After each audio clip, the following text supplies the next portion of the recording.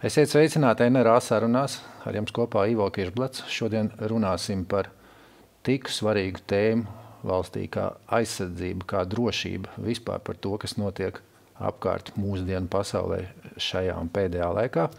Studijas viesis šodien ir, es teiktu, pat politikas smagsvars, bijušais premjers, aizsardzības ministrs, finanšu ministrs, arī Latvijas Bankas prezidents Einārs Repšs. Labdien!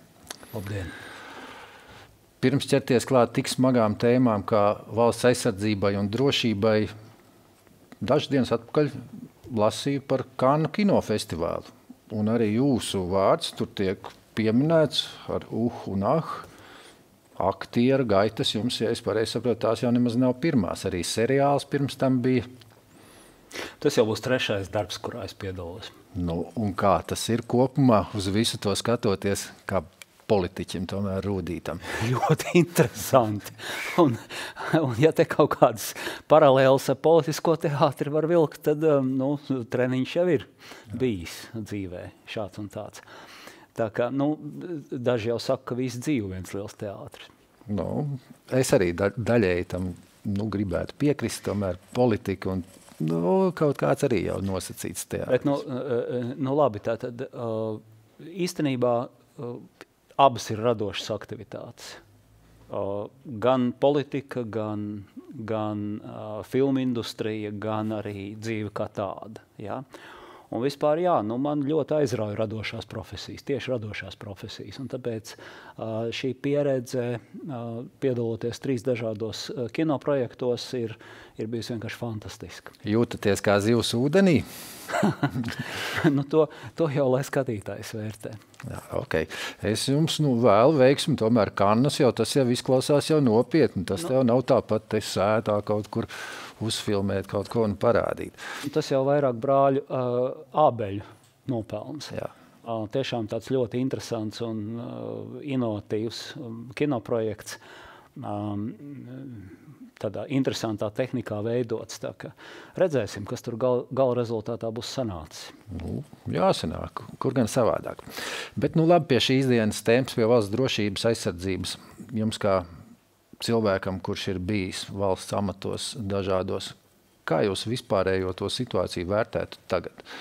Mēs varam tā droši justies par to, kas mūs sagaida pēc mēneša, pēc 2, varbūt vēl mazliet tuvākā vai tālākā nākotnē, jo pirms neilga laika jūs apgalvojāt, ka karš ir diezgan neizbēgams un ka agrāk vai vēlāk pie mums tas atnāks. Tas riska periods ir tieši tuvākie 5 līdz 7 gadi. Ja, 3 līdz 7 gadi, teiksim tā. Citiem vārdiem sakot, īss un vidējs termiņš. Īss tas būtu 3 gadi, vidējs tas būtu 7 gadi.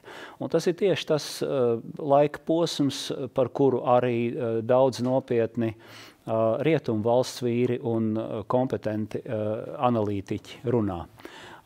Jo tas ir brīdis, ja gadījumā diktators Putins netiek apturēts Ukrainā.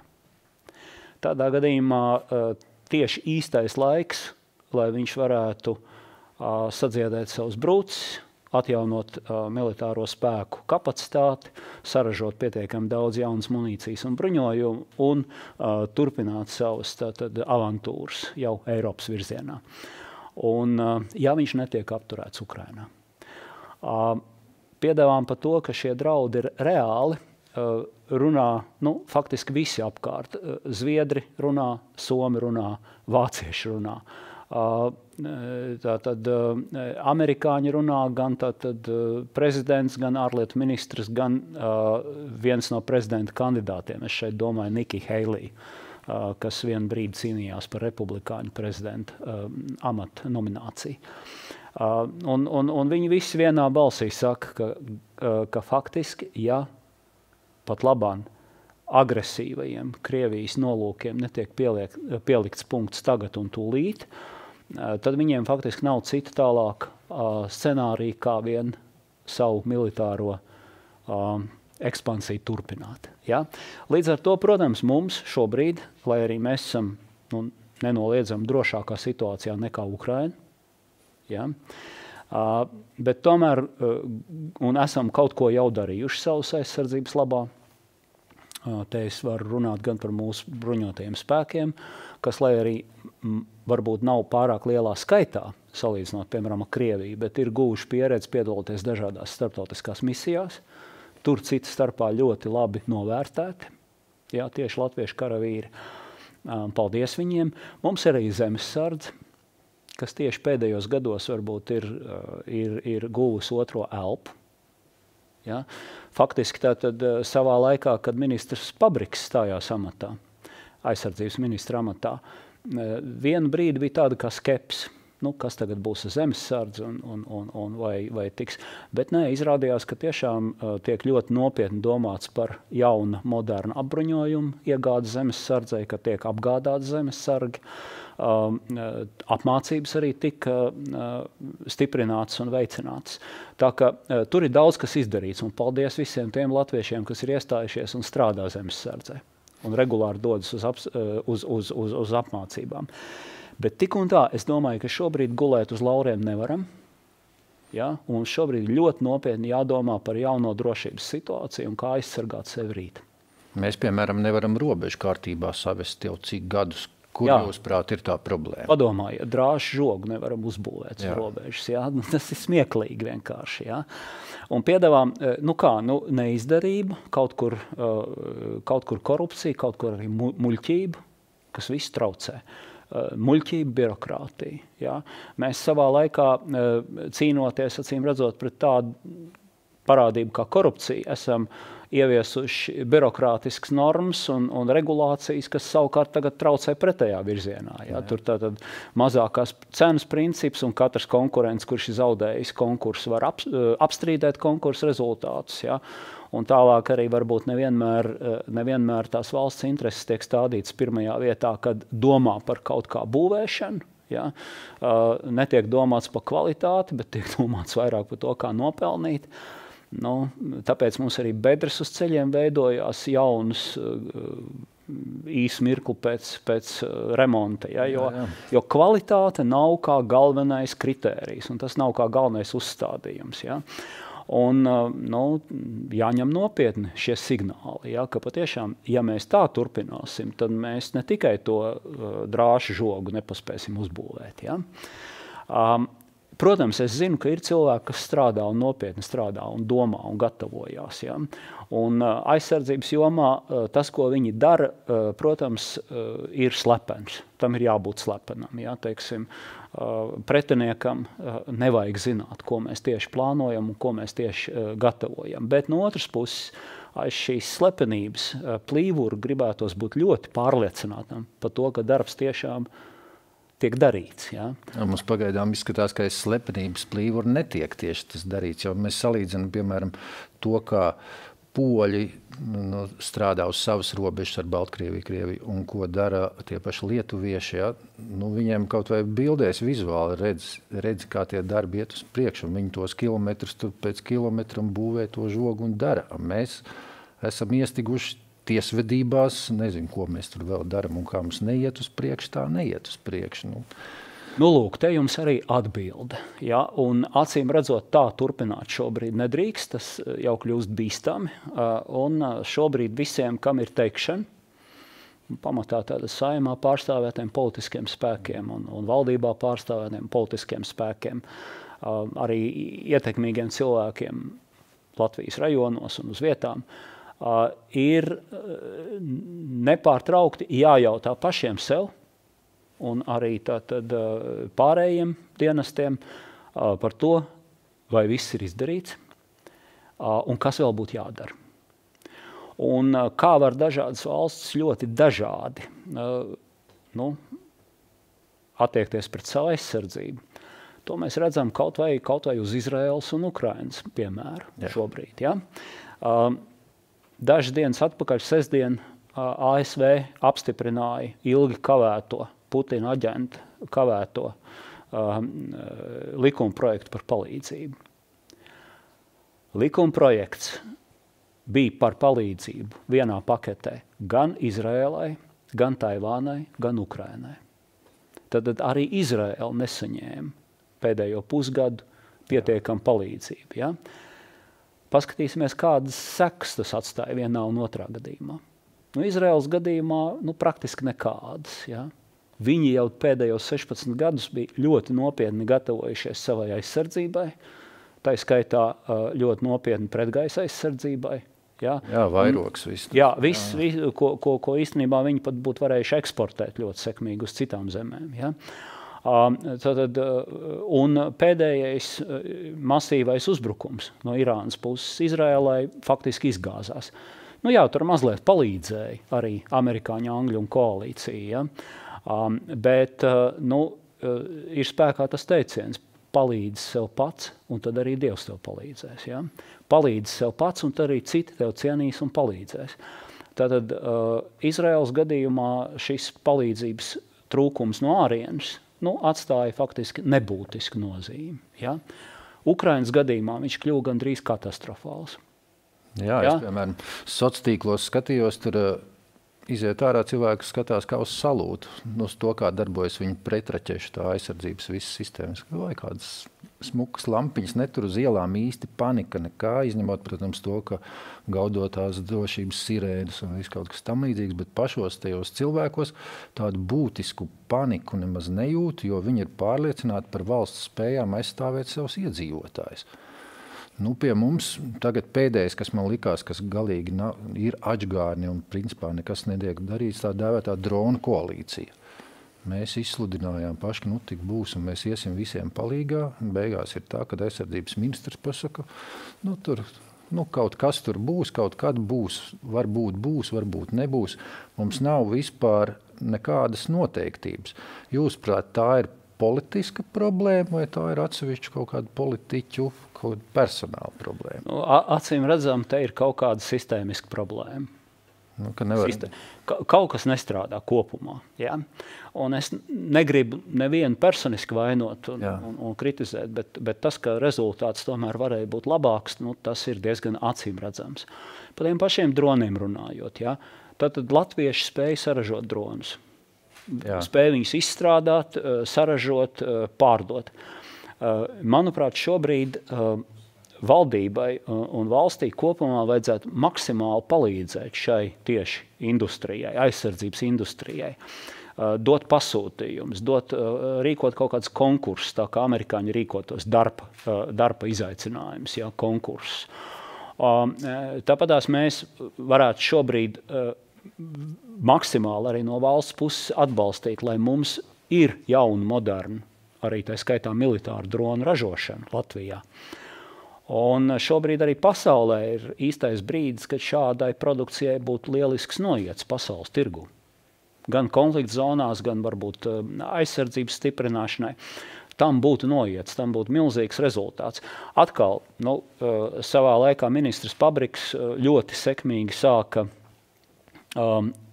militārās industrijas aizmetņus Latvijā radīt. Tur runāja gan par pašgājējiem aparātiem, gan par droniem, gan par citām lietām. Ja? Ļoti laba iniciatīva. Es ļoti ceru, ka patreizējais aizsardzības ministrs to lietu nav aizmirsis un turpinās attīstīt. Ja? Jo tas ir līdzīgi tā kā Izraēļi. Ražosim paši, rūpēsimies par savu drošību paši, lai kritiskās pirmās lietas, kas mums ir, tātad vajadzīga tehnika, munīcija, aprīkojums, lai ražotne būtu uz vietas un mēs spētu ne tikai saražot savām vajadzībām, bet arī eksportēt. Un tad arī kaut kāda palīdzība nāks no ārienes. Ja? Bet pirmām kārtām gulēt uz lauriem un neko šobrīd nedarīt, ir mazliet neuzmanīgi. Ja? Situācija lai neteikt jau noziedzīgi. Jā, situācija krietni citādāk nekā tā bija pirms 10 vai 20 gadiem. Ja? Tā ka ir vēl citas lietas, par ko man vēl ar vienu ir jautājumi. Es nezinu, ko dara šobrīd bruņoto spēku virsvadība. Es ļoti ceru, ka tiešām dara un lai viņiem veicās. Ja? Bet es redzu to, kas ir redzams katram civilistam. Jā, civila aizsardzība arī ir tēma, par ko mēs varētu aprunāties. Vai jums ir pārliecība, ka jebkurš mūsu valsts iedzīvotājs x stundā zina, kas viņam ir jādara? Kur jāiet, kā uzvesties, kam zvanīt vai vispār ko darīt? Nē, šobrīd nav tādas pārliecības. Man pat nav zināms, kur ir tuvākā bumbu patvērsme. Jā. Ja? Patvērtni. Es domāju, rīdziniekiem šī ir nopietna problēma, jo tās bumbu patvērtnes vienkārši nav izbūvētas pietiekamā skaitā un nav arī zināms, kur doties. Tātad te dažu, varbūt skarbu, joku mīlošu politiķu ieteikums meklēt glābiņu graumalēs. Skanēja ļoti tā sarkastiski. Ja? Diezgan, jā.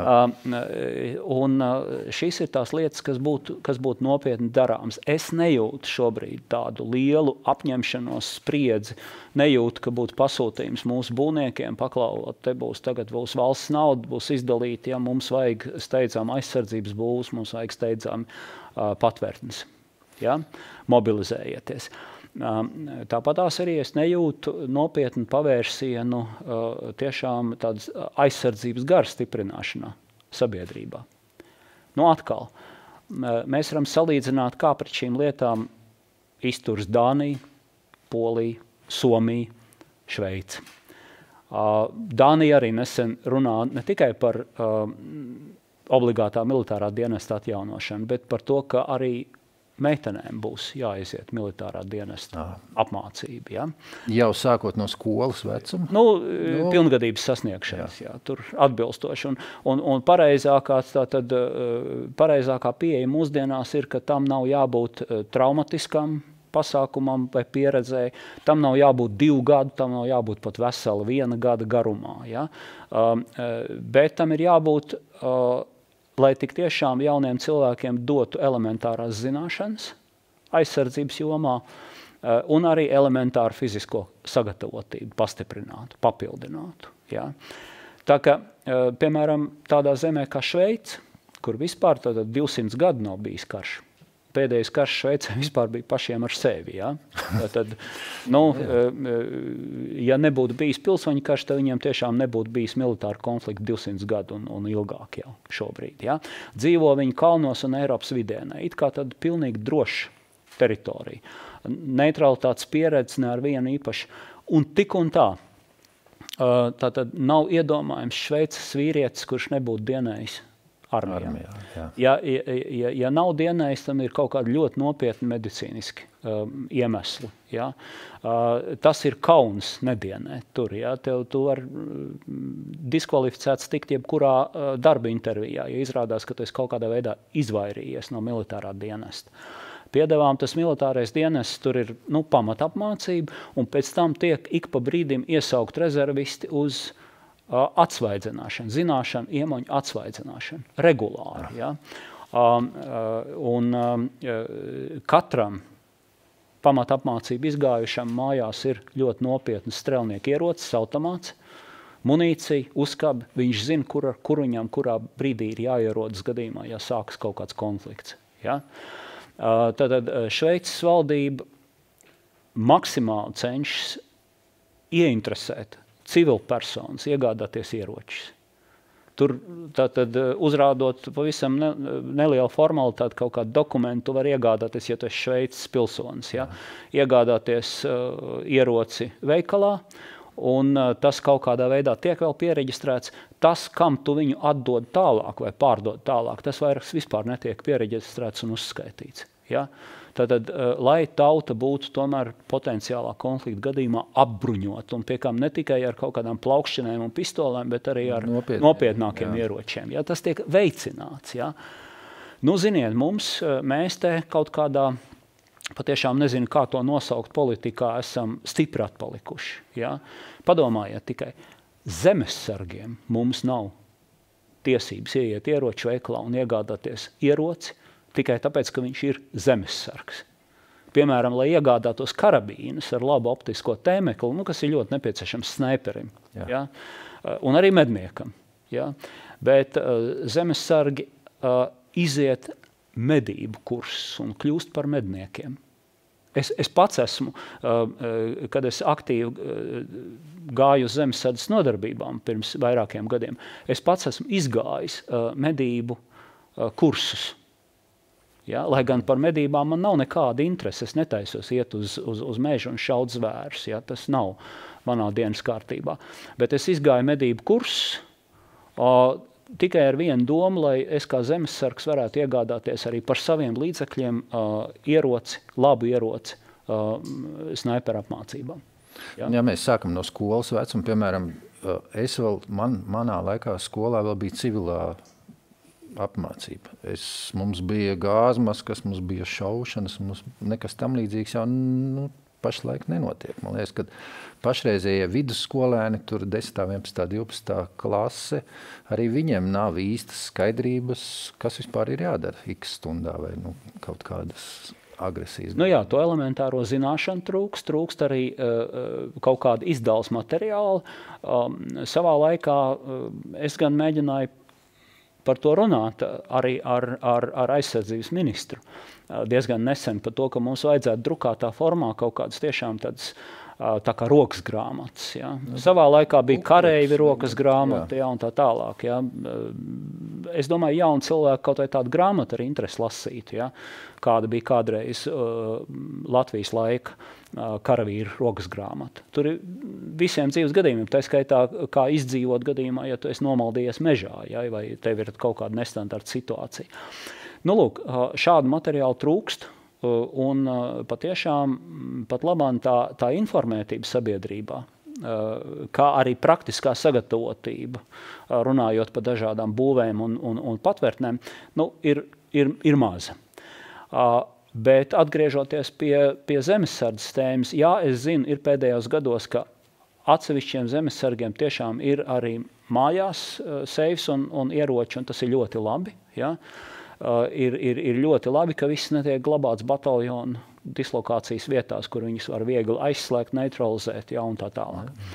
Bet es tiešām neredzu iemeslu, kāpēc zemesargiem, kas galā ir medicīnas komisija ļoti nopietni izgājuši, ja, cilvēki, apmācīti cilvēki, patriotiski cilvēki, iet uz, kāpēc viņiem nedot tiesības, ja tu esi aktīvā zemesardzes dienestā un tev ir vēlēšanās un līdzekļi, dodies uz ieroču veikalu un nopērc jebkuru aizsardzībai nepieciešamo ieroci, un ne tikai tās plaukšķenes, kas ir kabatā nēsājams, ja, bet kaut ko.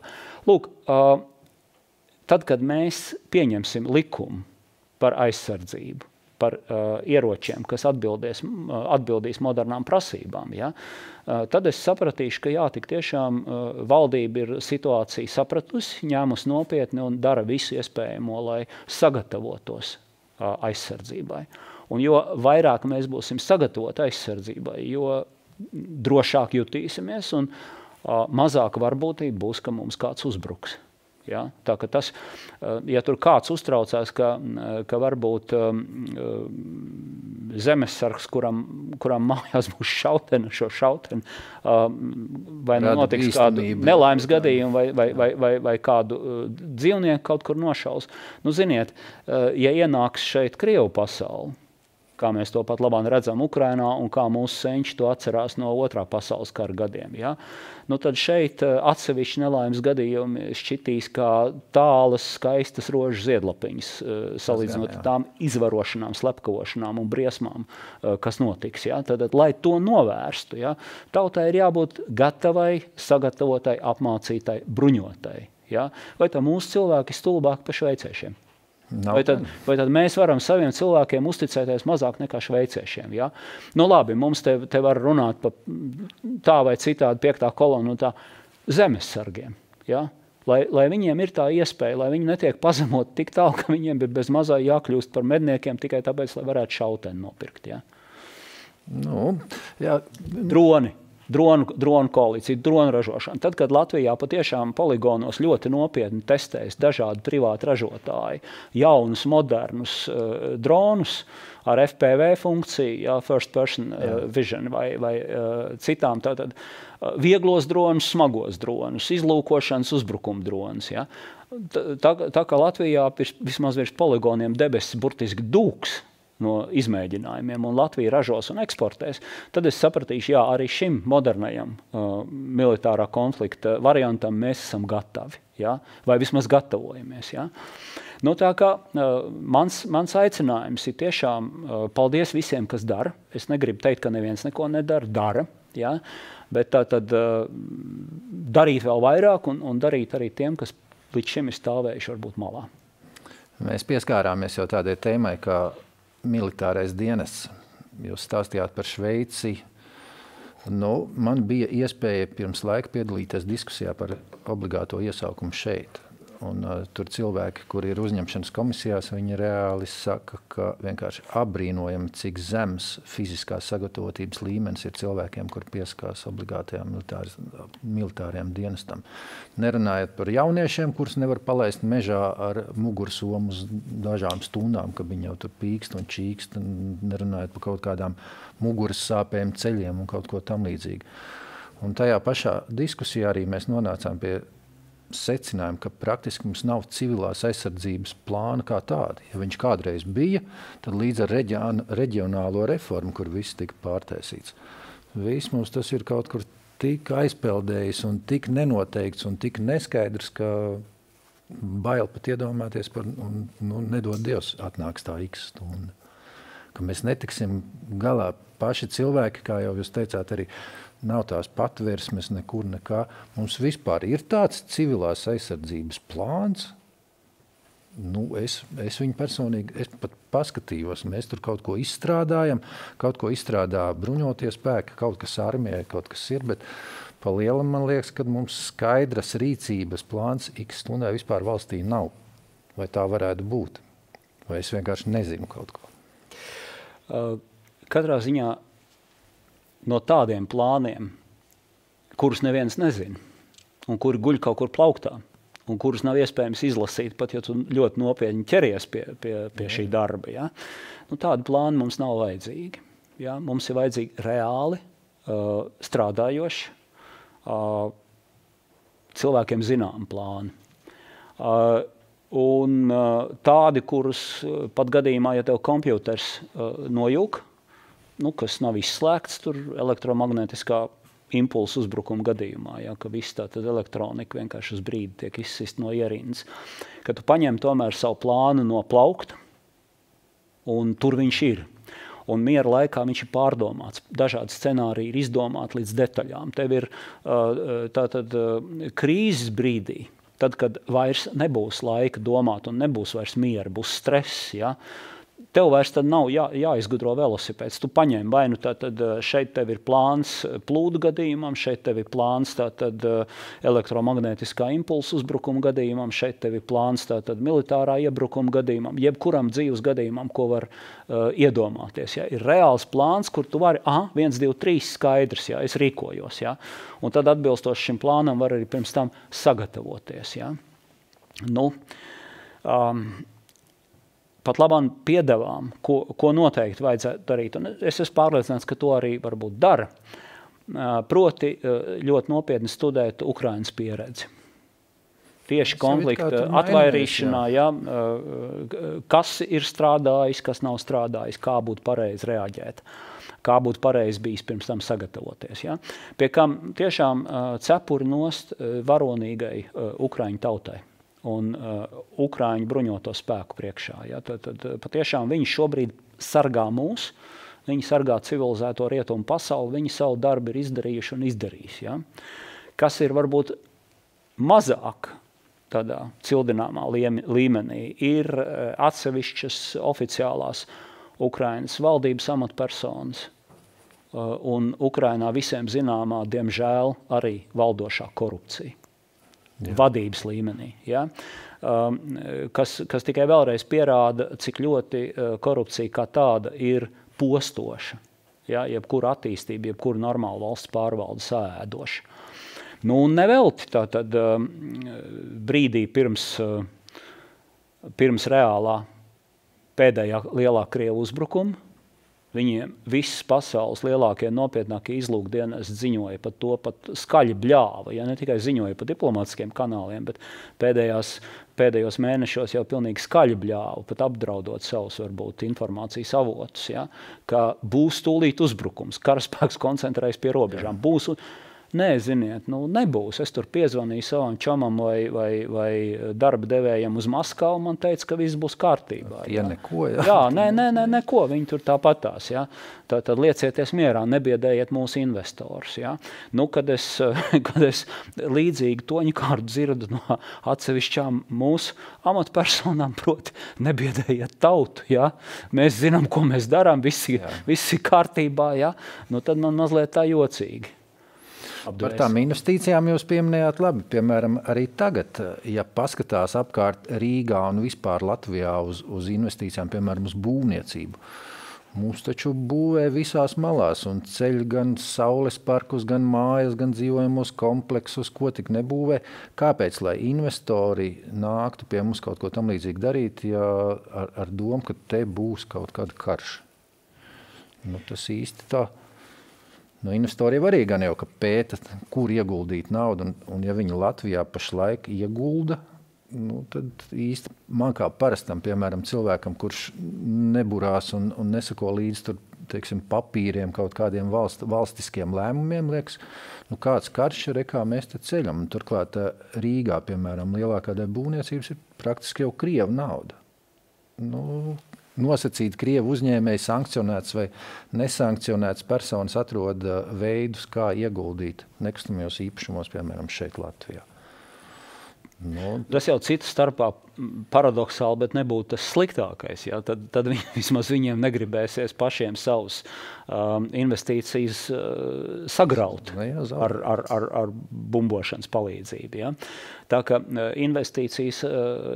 ārvalstu investīcijas tāpēc jau ir labas, ka tad teritorijas drošībā ieinteresēts kļūst ne tikai tu, bet arī kāds varbūt no ārpuses. Bet, diezgan skaidrs, ka pēdējos gados, varbūt pat ilgākā laika posmā, kaut kur mēs bremzējam. Nevelti mēs esam tagad nobraukuši laikam zemākajā pozīcijā, kas jebkad ir bijusi ārvalstu investoru uzticības indeksā. Ja? Atpaliekam regulāri no pat mūsu kaimiņiem Lietuvas un Igaunijas ekonomiskās attīstības jomā. Banku kreditēšana tautsaimniecībai mums ir katastrofāli zema. Tik zema, ka par to pat ir centrālās bankas vadītājiem jāceļ troksnis. Kaut kas nav īsti riktīgi. Ja? Un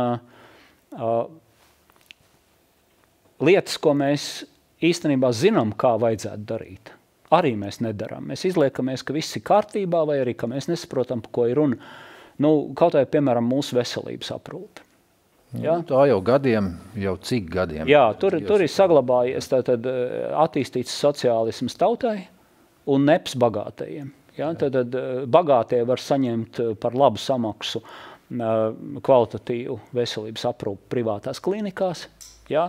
Tie, kam nav tik daudz naudas, tie var gaidīt kaut vai pusgadu vai gadu uz ļoti steidzamām vajadzīgām operācijām. Tur ilgāk vēl. Un šeit nav pie vainas Latvijas mediķi. Nē, Latvijas mediķi ir malači, viņi varoņi, viņi, kas pat grūtā situācijā turpina tomēr cīnīties, ja, un sniegt palīdzību cilvēkiem. Te pie vainas ir visas valdības pēc kārtas kopš neatkarības atjaunošanas. Ja, kas ir iedomājušās, kā ar sociālismu turpināšanu mēs kādu nozaru varam uzcelt un nostiprināt. Nav tā. Un piedāvām šobrīd pat normāli apdrošināt mēs savus veselības riskus nevaram. Jā, ja tu esi liela darba kolektīva loceklis, tad tu vari apdrošināt kaut ko. Ja? Bet tikai, ja tu esi liela darba kolektīva loceklis, ja tu esi mazākā kolektīvā vai ja tu esi privāta persona, tu nevari apdrošināt savus riskus. Ja? Līdz ar to, ja tev uzkritīs pēkšņi slimība, kuras ārstēšana ir dārga, tad tā ir tā kāda liels kazino. Ja? Milzīgi paša atbildība. Ja? Mirsti vai meklē kā. Ja? Un tas ir pilnīgi absurdi. Tur vairs nav solidaritātes princips, netiek īstenots nekādā veidā. Un ir risinājums. Ir laba, moderna apdrošināšanas medicīna, kas ir īstenot Nīderlandē, ja? Ko mēs varētu paņemt 1:1, pārnest pie mums, pārtulkot vienkārši likums latviski, tā, lai nesacūkotu kaut ko, ja? Nesabojātu. Un tās pamata princips ir? Vispārēja apdrošināšana, tātad katrs obligātā kārtā savu apdrošināšanas iemaksu veids, un likums un tad apdrošinātāji savstarpēji konkurē. Ja? Līdz ar to cilvēks var izvēlēties labāko. Ja? Un likums paredz pavisam vienkārši, ka apdrošinātājiem tevi ir jāizārstē, ja tu saslimsti. Līdz noteiktam kvalitātes standartam, kur visu laiku tiek uzlaboti. Ja? Un rezultātā apdrošinātāji ne tikai paši tiek sekmīgi galā ar visām privātajām klīnikām un ārstiem, ja, ļoti sekmīgi, tāpatās kā mums okta apdrošinātāji tiek galā ar privātajiem autoservisiem. Ja. Viss ir sakārtots. Ja tev gadījumā gadās automobiļu negadījums, ja, tu gandrīz smaidu, tad apdrošinātāji to visu samaksās. Ja. Un servis tiks nodrošināts, automobils tiks salabots, nekas nav noticis. Ja. Tāpatās arī veselības aprūpē Nīderlandē. Lieliski sistēma ir nostādīta, tu vari izvēlēties no dažādiem kompāniju piedāvātiem ārstēšanās variantiem, ja? Un tu tiec izārstēts. Vēl vairāk, tātad ņemot vērā, ka ārstēt vienmēr ir dārgāk nekā novērst slimību, ja? Tad tur tiek maksimāli veicināta agrīna diagnostika. Ja? Un veselīgs dzīvesveids, profilaks. Tad tev apdrošināšanas kompānijas piedāvā atlaides, ja tu esi bijis pēdējā gada laikā uz profilaktisku pārbaudi. Tādā veidā veicina. Jā, jo tas ir uzreiz lētāk. Ja? Piedāvām tas izmaksas pat pamatpolisei, tur ir obligātai apdrošinājuši salīdzinoši neliels. Ja?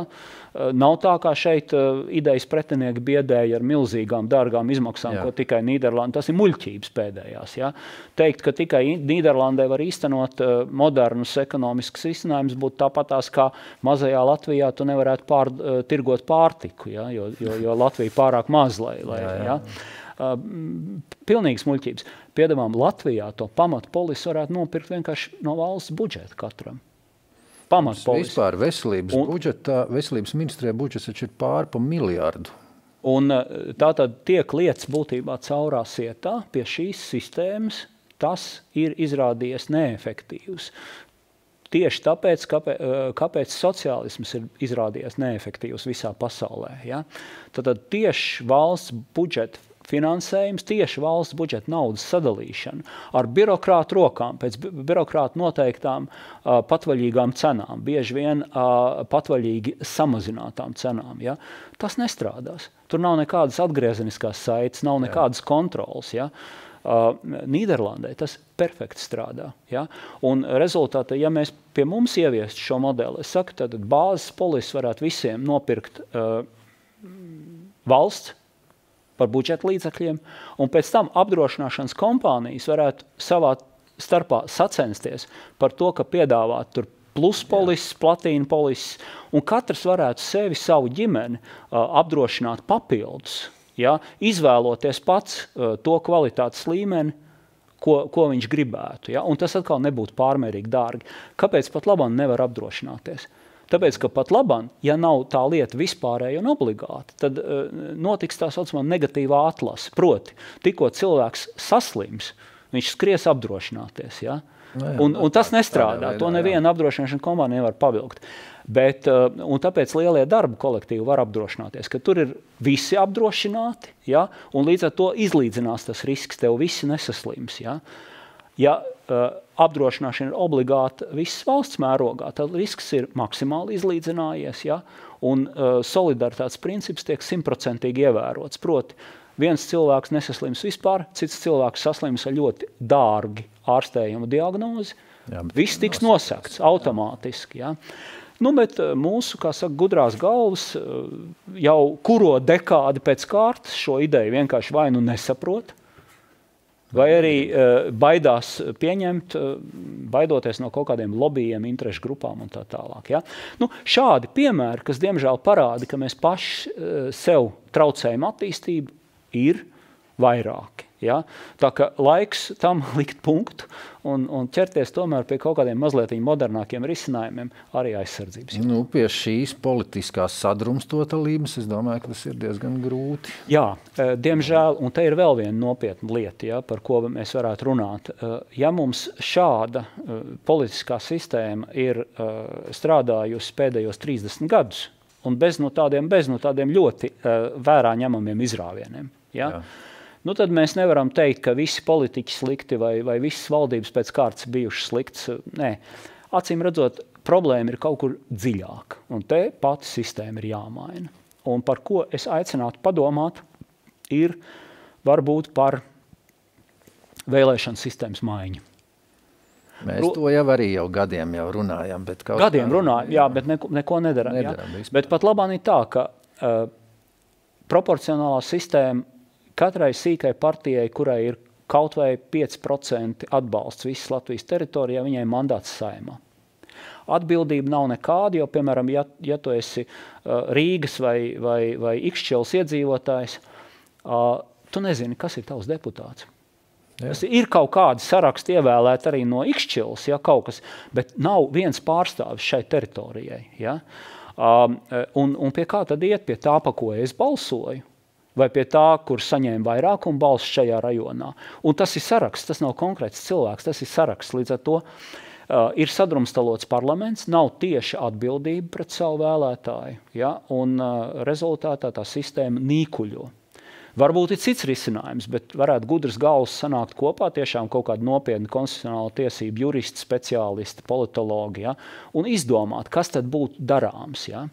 Bet ja mums būtu, piemēram, mažoritārā vēlēšana sistēma, tāda kā Lielbritānijā, vai tā, ja, tad mums katram vēlēšana apgabalam, piemēram, Ikšķeles pilsētai, būtu savs deputāts. Deputāts, pie kura tu vari aiziet, uzrakstīt. Un varbūt pat tu pa viņu nebalsoji, tu varbūt balsoji pa konkurentu, bet 50% balss iegūja konkrēti viens cilvēks, viens deputāts, un viņš ir tavs pārstāvis oficiāli. Tu pie viņa vari aiziet, izteikt savu viedokli, lūgt palīdzību, atrisināt kādu jautājumu, un tas cilvēks zinās, ja viņš grib nākamā vēlēšana ciklā kandidēt no šī paša vēlēšana apgabala, tad viņam ir kaut kas jādara. Jā, kaut kas jādara un jābūt par starpnieku starp saviem vēlētājiem un varu. Ja? Tur noteikti dažas lietas, un arī parlaments būtu mazāk sadrumstalots. Ja? Tātad faktiski parlamentā iekļūtu tikai tikai 2 vai 3 lielās partijas. Ja? Jā. Un varētu būt nopietna opozīcija, būt nopietna pozīcija. Ja? Nu, lūk, tā ka ir lietas, kuras var darīt, un vienkārši būtu kaut kā tā kā jāsasparojās un jādara. Jādomā par šīm lietām un jāveic zināmas reformas. Ja? Tā gulēt, kā mēs līdz šim esam, nu, laikam nevar ne tikai aizsardzības jomā, tā nevar arī tautsaimniecības attīstības jomā. Ja? Tie reitingi, kurus Latvija saņēmusi, tas līmenis, kurā mēs atrodamies, arī konkurencē starp Baltijas valstīm, nu, tas ir tāds labs signāls. Ja? Jā, zem katras kritikas mēs jau turējam. Un latvieši nav ne tie dumjākie, ne tie slinkākie, nebūtnē. Mēs esam vienmēr izcēlušies. Es vienmēr, kad 90. gados mēs cīnījāmies par Latvijas neatkarību, un tur uzstājāmies dažādās arī vēlēšana kampaņās un diskutējām ar neatkarības pretiniekiem. Es minēju kā piemēru, kā Latvija bija 20 gados pēc Pirmā pasaules kara uzcēlusies un bija viena no galvenajām Eiropas eksportētāju valstīm. Jā. Es minēju piemēru, kā latvieši visur pasaulē ir ar savu darbu izsitušies un vienmēr ir bijuši vidusslānis vai augstāk. Ja? Nu, kaut kā mēs pēdējā laikā esam tiešām pieļāvuši kaut kādas kļūdas, ieslīguši tādā kā depresijā, tādā kā stagnācijā. Bet nekas, tas ir vienmēr iemesls, lai celtos un kaut ko darītu, ja, kaut ko mainītu. Ja? Un varbūt pat pats laiks šobrīd un jaunās modernās iespējas ir tas, kas mums to piedāvā. Atgriežoties pie aizsardzības tēmas, NATO 5. pants un vispār mūsu dalība NATO. Vai mēs gadījumā neesam ieslīguši tādā kā pašapmierinātībā, kad mēs jau esam NATO un kaut kādā brīdī, kad mums kaut kas notiks, tad NATO mums nāks palīgā? Nu, šis būtu ļoti, ļoti nepareizs slasts, kurā iekrist. Ja? Un zināmas bažas ir. Es atceros kādreiz Latvijā tā doktrīna bija, ka sagatavosimies tā, lai militāra uzbrukuma gadījumā nodarītu pretiniekam iespējami liels zaudējums visādā veidā. Un tad, lai neviens arī tā arī nedomātu vispār šeit uzbrukt. Ja? Nepanesam liels zaudējums pretiniekam. Vai kaut kur pēdējā laikā mēs neesam aizstājuši šo saukli ar saukli NATO mūs aizsargās? Nu, tā arī izskatās publiskajā retorikā. Tev katrs otrais politiķis ministrs saka, mēs esam NATO, tas ir mūsu garants. Nu, īstenībā jau tā garants kaut kāds tas ir, bet vai tāds tūlītais un uzreiz? Ir ļoti labi, ka mēs esam NATO. Jā. Ir ļoti labi, ka mēs esam Eiropas Savienībā un NATO. Jā, neskatoties uz varbūt atsevišķu Eiropas Savienības birokrātiju un tā tālāk, bet mums tur ir pārstāvi, mēs to paši varam arī ietekmēt. Jā. Ir ļoti labi, ka mēs tur esam, bet atkal tas teiciens, tātad sargā sevi pats, un tad arī citi tev nāks palīgā. Ja? Un tas, īpaši, ja mēs skatāmies uz anglosakšiem, uz mūsu NATO partneriem rietumos, ja? Tas ir viņu asinīs. Viņi tātad cīnās paši par sevi un labprāt nāk palīgā tiem, kas cīnās paši par sevi, kas dara paši. Ja? Un nesevišķi viņi labprāt nāk palīgā tiem, kas paši neko nevar un tikai brēc uz debesīm pēc palīdzības. Ja? Tā ka jādara ir pašiem. Un šobrīd gribētos ticēt, ka un es arī labam savam draugam nesen, kurš ir kompetents, zin tās lietas arī aizkulisēs, es jautāju, vai tiek darīts. Viņš man teica, jā, tiek darīts, un varbūt pat pēdējā laikā vairāk tiek darīts, jā, un es teicu, paldies, viss, man vairāk nekas nav jāzina. Ja? Un tās ir patīkamas ziņas. Es gribētu ticēt, ka patiešām mūsu bruņoto spēku vadība, mūsu aizsardzības ministrijas vadība dienas un naktis domā par dažādiem scenārijiem un ko likt pretī. Ja? Un par to tikai skaļi un publiski nerunā. Gribētos tam ticēt. Ja? Bet ja es, piemēram, būtu saimā deputāts vai kādā aizsardzības un iekšlietu komisijā, es noteikti jautātu vēl. Ja nepieciešams arī tātad slēgtās sēdēs, lai mazliet viņi precizē. Kas tiek darīts, vai tiek darīts. Ja? Un gadījumā, ja netiek darīts, kas būtu vajadzīgs vēl, lai darītu. Ja? Tā skaitā būtu nepieciešams paaugstināt finansējumu, palielināt finansējumu aizsardzības nozarei. Būtu nepieciešams mainīt likumu, kas attiektos uz ieročiem. Iedomājieties, ja šodien kāda entuziasta Latvijā vispār veidot kaut kādus arsenālu vai munīcijas krājumus nebaltai dienai, ja? Viņi taču būtu krimināli noziedznieki vienkārši. Ja? Tu šodien var krimināli noziedznieks kļūt par kaut kādu pavisam nevainīgu ieroču glabāšanu, ja, mājās, nereģistrējoties tur visās birokrātiskajās iestādēs un tā tālāk. Ja. Tā attieksme šobrīd vēl nav tā radikāli pamainījusies. Ja. Es neredzu tātad radikālu valsts iejaukšanos militāru rūpnieciskajā kompleksā, neredzu valsts pasūtījumus, valsts konkursus. Ja. Lūk, tātad te ir miljonus eiro prēmija tam, kurš atnesīs labāko, konkurētspējīgāko dronu, ja? Prasības tādas un tādas. Kaut kāds darba challenge, ja? Konkursa analogs Latvijā. Ja? Neredzu, ka debesīs rūktu šie droni testēšanas režīmā. Ja? Neredzu, ka tur tātad sacenstos privāti Latvijas uzņēmēji, kurš var uzražot un eksportēt labāku no šīm sistēmām. Ja? Neredzu, ka mēs piedalītos starptautiskās izstādēs ar savām izstrādēm un ražojumiem. Mēs esam nenoliedzami spējīgi. Ja? Un ja tas nenotiek, tad kaut ko vajadzētu mainīt. Jūs stāvējāt pie jaunā laika šūpuļa. Tagad raugoties tā laika acīm uz to, kas notiek, piemēram, tagad vienotībā, jaunajā vienotībā, jums nešķiet, ka tas ir viss aizgājis pavisam atžgāri, ne tā kā sākumā varbūt jūs bijāt iecerējuši?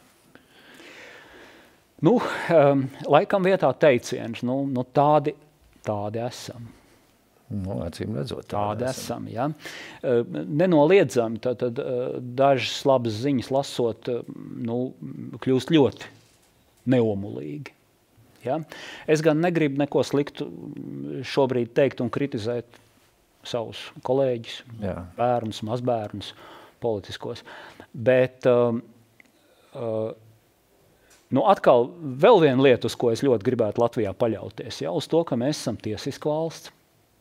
Un mani brīžiem pamats domāt, kā arī šeit buksējam. Kāds pamats, ja? Londonā notiek kaut kāds uzbrukums.